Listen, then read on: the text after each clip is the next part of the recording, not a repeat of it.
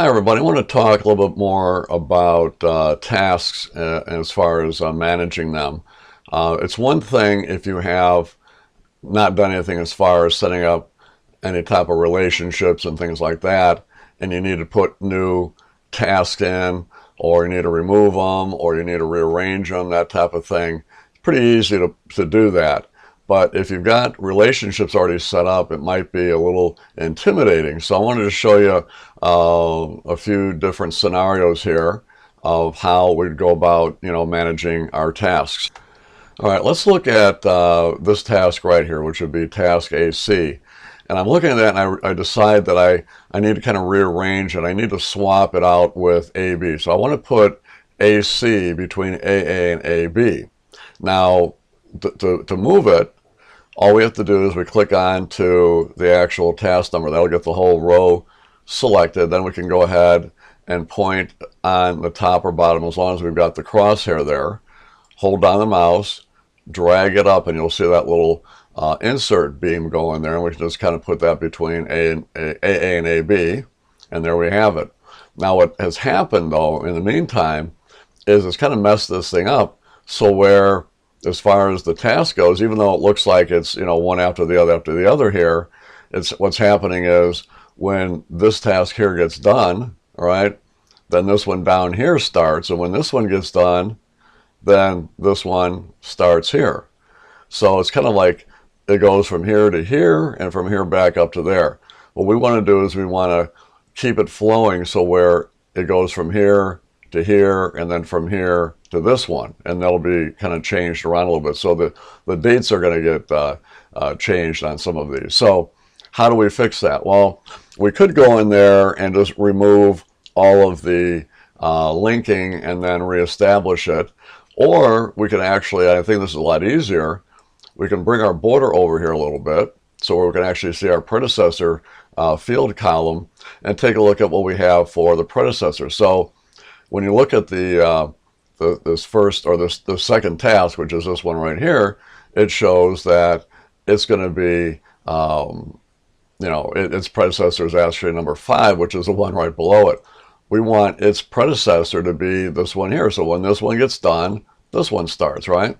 So all we really have to do is go to here to the number, where right now it says number 5, and change that to what, do you think?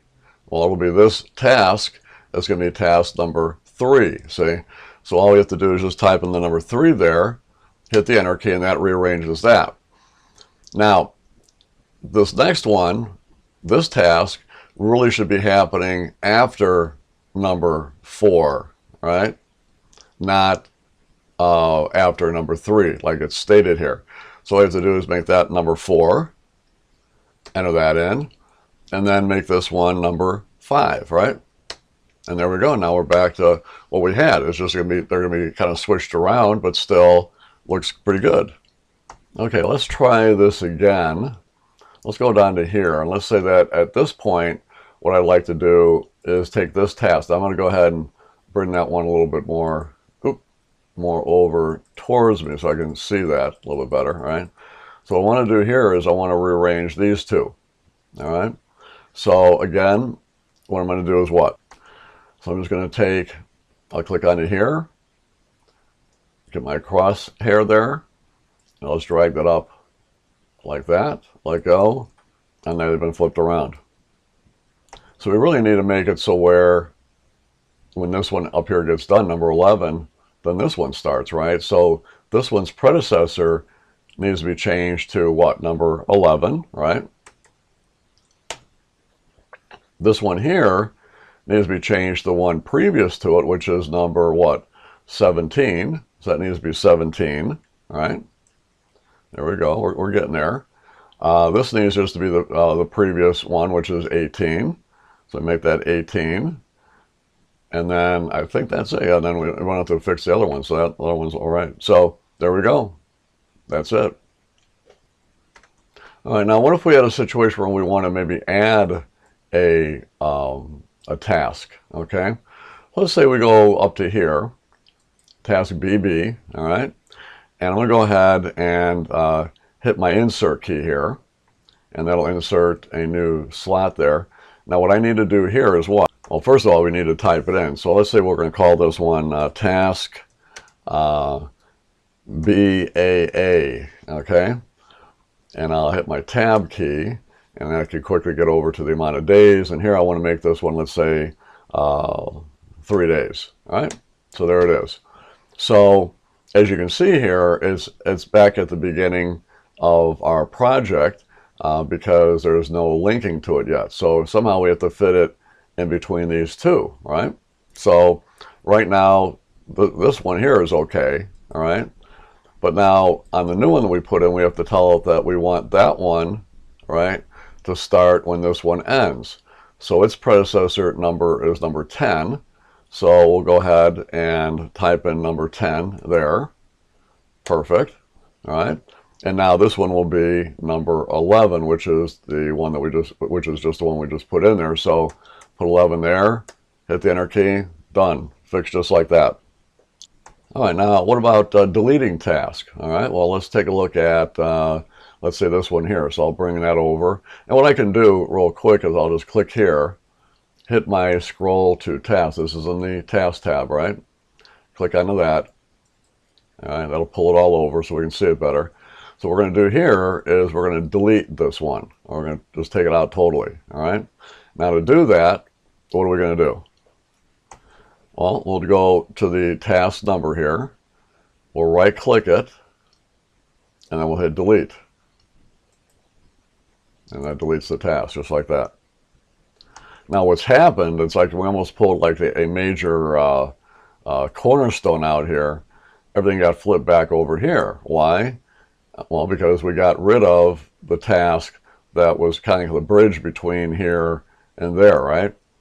So we need to get that back in again. So in this case now, what's going on here? Well, in essence, task CD, which is task number 20 here, we need to relink it with its previous one there. So when this one here gets done, this one will start. So that's going to be number 19. So all we have to do is just put number 19 in there. And there we go. So then we kind of lost this section over here as well. So we need to get that back in there. And I think on this one was linked to number 18, if I'm not mistaken. Well, it doesn't matter. So 18, right? Enter that in. And now we're back in business. So there we go. Not too bad. All right. I'm thinking it wasn't 18. I think it was actually number, well, I won't worry about it. All right, so anyway, so that looks good. I mean, we were established. What you might want to make sure of, you know, in this, and I'm a good example, you might want to make just a note of your other numbers that you have in there. You might even want to go ahead and maybe sketch down on a piece of paper what you have for numbering already and kind of go from there. It might not matter because, you know, this is more like a general type of project. There's really, I mean, we don't have real names here, so it doesn't really make a lot of sense. But I think if it was real stuff, you'd probably remember what those were supposed to be, and you wouldn't have any trouble. But, you know, just something to kind of keep in mind. All right. Now, another aspect of this, we were kind of talking about, you know, deleting, you know, tasks. What if you were kind of staring at and kind of analyzing your whole project here, and you were kind of wondering whether or not you should maybe get rid of a task? Maybe there's a task that you don't think is something that is that important, and the problem is that, and let's say it's this task right here, and let's just say that one of the problems with it is that you're not sure if you really need to do that task. That's number one. Number two, it's a long task, so it's really extending a lot of time to your overall project completion. And maybe it's something where it needs a lot of resources, therefore it's going to cost a lot as well. So you're saying to yourself, I wonder how that would affect my overall project if I were to pull it out.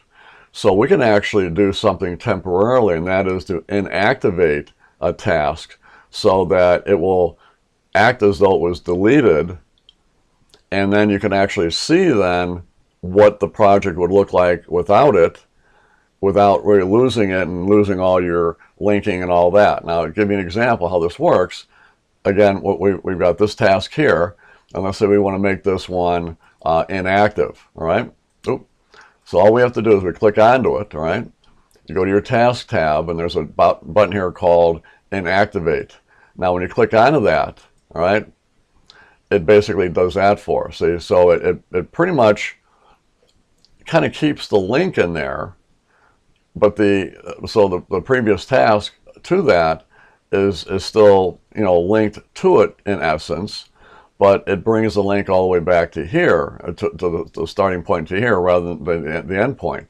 So instead of it going from here to that next task, it actually does it from the beginning as if it weren't even there. So it's pretty cool, and it gives you this type of look here. You can go and maybe do another one. You can say, okay, how about this one here? I'll click onto that. I'll go ahead and I will inactivate that one as well, and you'll see how that one pulls back.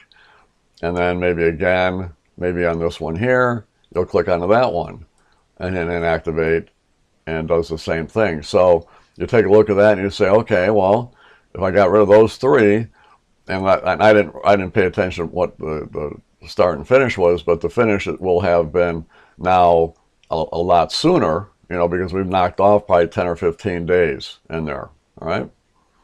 And then later on, if you say, well, now that I think about it, maybe I want to keep this one here. So we go back to that guy there. It's inactivated. It's already kind of pushed in there. So we'll detoggle it by just clicking it again. That comes back. We go to this one here. That one comes back. And this one here.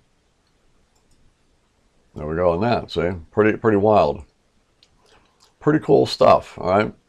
So it's almost like if you sit there and say, well, how about all of these?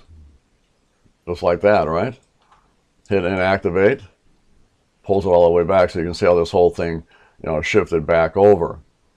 And then if I go back and hit the inactivate again, then they go push back out again. All right, so very good. So hopefully this will come in handy for you. Very simple techniques to really carry out some pretty powerful stuff. So I appreciate you watching the video. Take care.